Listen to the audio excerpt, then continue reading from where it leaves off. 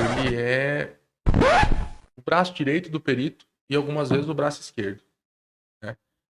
A equipe pericial, geralmente, são dois.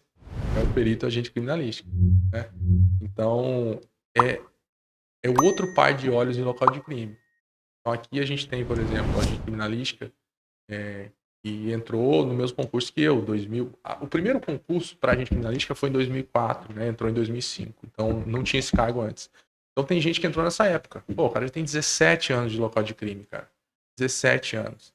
Ele sabe muito de local de crime. Ele identifica vestígios, ele sabe interpretar os vestígios. Muitas vezes você tá ali, o cara, ó, você viu aquilo ali, viu assim, viu assado. Então, a gente discute, eu falo, debate, né, no local, as situações, fala sobre acidente de trânsito, analisa a dinâmica, então é muito importante a figura ali. A situação do agente criminalística seria interessante para aquele cara que quer ser perito depois, entendeu? Então, de repente, a formação dele não foi prevista nesse concurso, ou ele fez as duas provas, passou para a gente e não passou para perito. Isso vai dar uma bagagem para ele no trabalho e depois a transição vai ser muito fácil, né? Eu até comparo com o trabalho do escrivão para o delegado, né? Que o cara tem acesso a todas as peças, ele tá ali, tá acompanhando o dia a dia, então ele sabe todos os passos de todos os procedimentos que o delegado faz ali, né? Ele tem acesso a tudo, ele lê tudo, coisa que de repente o agente de polícia não tem.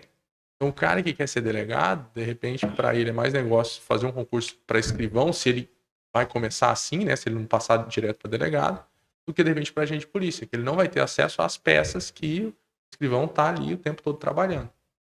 No agente criminalístico é a mesma coisa. Mas, diante do cenário que a gente tem na iniciativa privada, também eu entendo como um ótimo salário. Qual que é a vantagem do agente criminalística? Ele não produz laudo. Então, ele tira o plantão dele e ele não tem a responsabilidade de redigir, de assinar, de ser chamado em audiência. Então, basicamente, ele trabalha nos plantões que ele tem, né? Salvo algumas situações em que o agente concorre a alguma escala de expediente também. Então, o cara tirou o plantão e depois de 2, 3 dias de folga ele vai para o expediente, né? Acontece isso, por conta de escassez de pessoal. Mas não é o ideal, né?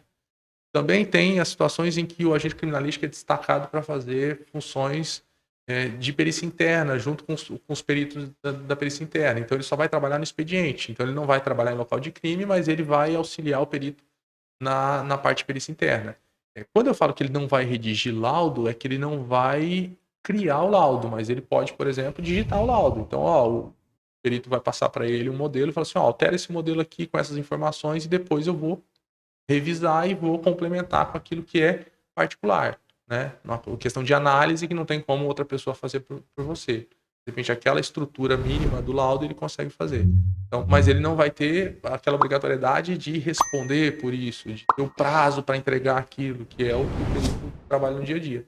Então, basicamente, é uma função bem equiparada ali na questão de atribuições em local, né, porque auxilia mesmo, mas não tem essa responsabilidade no peso da caneta. Trabalha igual, mas não tem responsabilidade. Não é bem a questão do trabalho igual, porque, por exemplo, não é a responsabilidade da agente criminalística chegar num local e não identificar um vestígio, por exemplo. Né? O perito não pode falar assim, eu não vi, mas o agente também não viu. Não, né? O agente é aquele cara que vai ser direcionado. Então, vamos marcar isso aqui. Se o cara tem iniciativa, né, e identifica, melhor ainda. Porque é esse profissional, na verdade, que você procura, né, em qualquer tipo de ramo que você trabalha. O cara que tem iniciativa, que não está restrito àquilo que você determina ou você pede para ele fazer. Mas não é obrigação dele. Então, assim, não é ele que vai responder no caso de uma perícia mal feita, por exemplo, porque não é responsabilidade dele. O perito não pode colocar a culpa nesse profissional. Bacana.